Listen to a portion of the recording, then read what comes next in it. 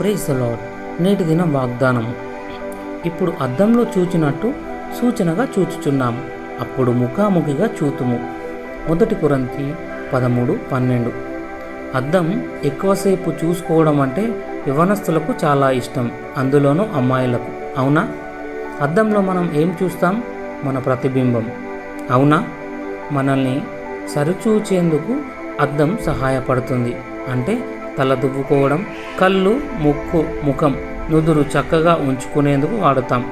అద్దం మనల్ని అందంగా తీర్చిదిద్దేందుకు, మనపై ఉండే లోపాన్ని సవరించుకునేందుకు సహాయపడుతుంది. అదేవిధంగా దేవుని వాక్యాన్ని అద్దానికి పోల్చవచ్చు.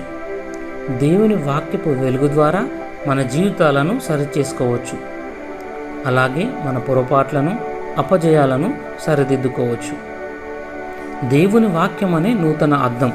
నీవు చూసినప్పుడు నీవెక్కడ తప్పటడుగు వేశావో, ఎక్కడ మురికి నీలో ప్రవేశించిందో నీవు తెలుసుకుంటావు. గనుక దానిని నీవు కడుక్కునేందుకు వీలుంటుంది. ఈ విషయంలో పరిశుద్ధాత్ముడు మనకు సహాయం చేస్తాడు. గనుక ఇప్పుడు ఆయన సహాయం తీసుకోవడం మనం మర్చిపోవద్దు.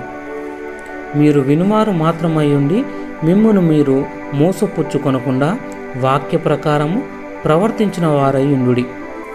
ప్రార్థన. తండ్రి అయిన దేవా, పరలోకంలో నీ వాక్యము నిరంతరం స్థిరంగా ఉన్నందుకు వందనములు. నీ వాక్య ప్రకారం మేము సరిదిద్దినందుకు, మానవులమైన మాకు నీ ప్రశస్త వాక్యాన్ని ఇచ్చినందుకు వందనములు. యేసు ప్రభుని నామంలో ప్రార్థిస్తున్నాము. ఆమేన్.